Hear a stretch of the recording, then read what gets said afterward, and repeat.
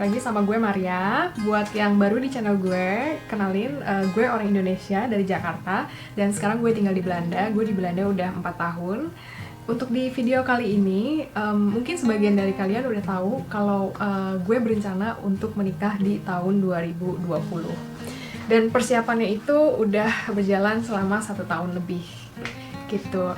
Dan tiba-tiba kondisi dan situasi yang datang dari antah berantah merusak semua rencana gue. Gue udah pernah bikin video tentang rencana pernikahan gue yang berantakan dan batal di sini kalau kalian mau nonton.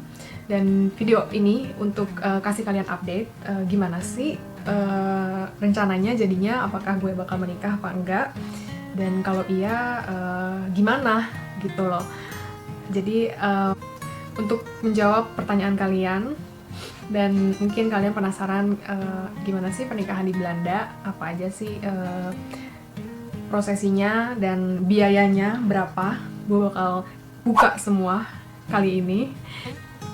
Untuk kasih kalian latar belakang, gue berencana menikah di tanggal 6 Juni 2020, which is 2 minggu yang lalu. Dan itu batal, guys. Batal. Oke? Karena ya itu tadi, gue di Belanda dan kita juga ada pembatasan pergerakan di sini.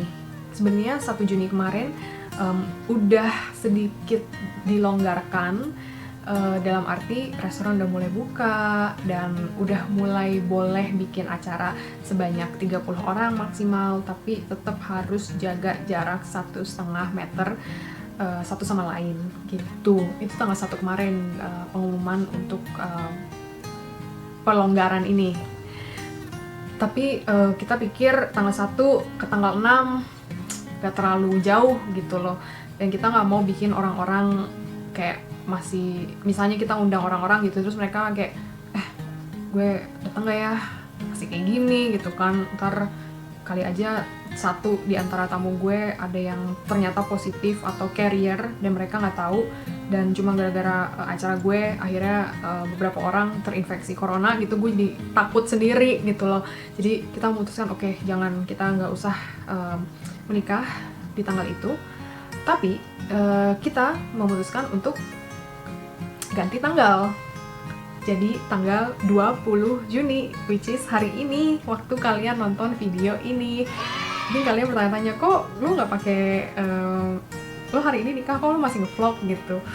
Tenang guys, ini gue ngevlog itu 3 hari sebelum gue publish video ini, of course. Jadi waktu gue film video ini itu tanggal 17 Juni, hari Rabu.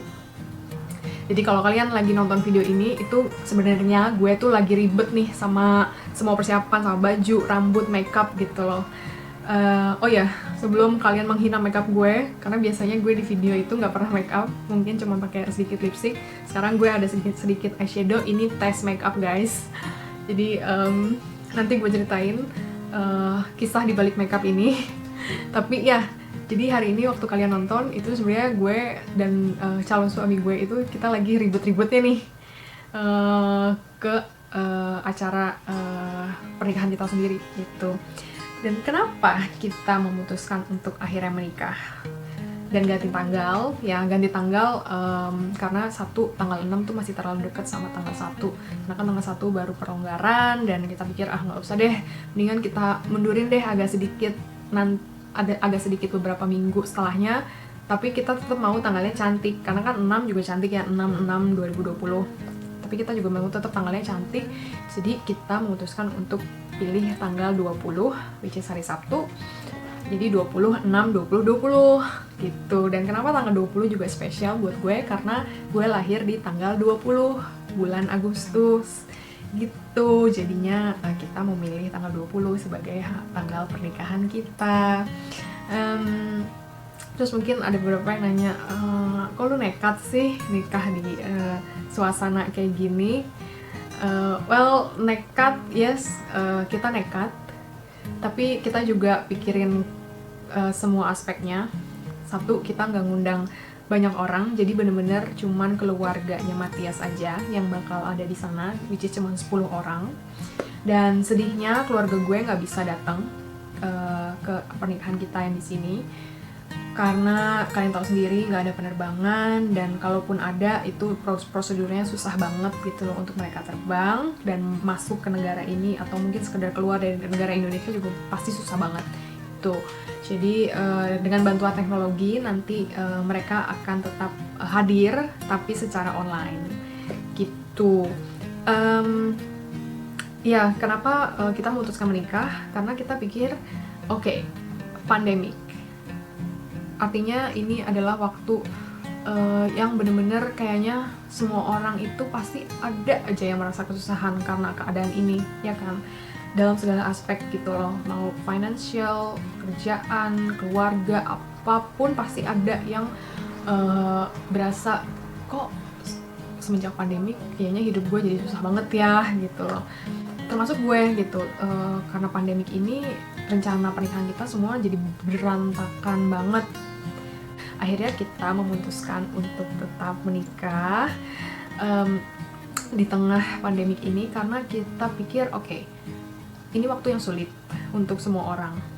Kita pasti bakal punya memori buruk gitu kan tentang situasi ini. Why not we create, why not, kenapa enggak kita ciptakan atau kita bikin memori yang indah juga di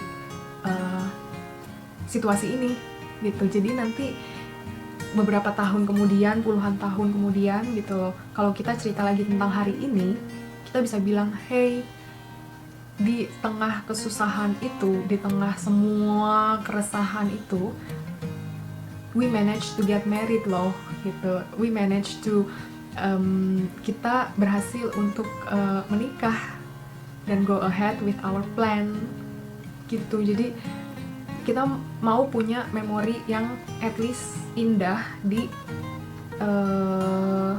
semua kericuhan ini gitu guys. Itu alasan utamanya kenapa kita akhirnya tetap menikah. Alasan yang kedua adalah selain pernikahan kita juga udah punya rencana-rencana lain lah ya, rencana yang besar juga di kehidupan kita berdua gitu. Dan kita dan fondasi dari rencana-rencana tersebut adalah kita menikah dulu.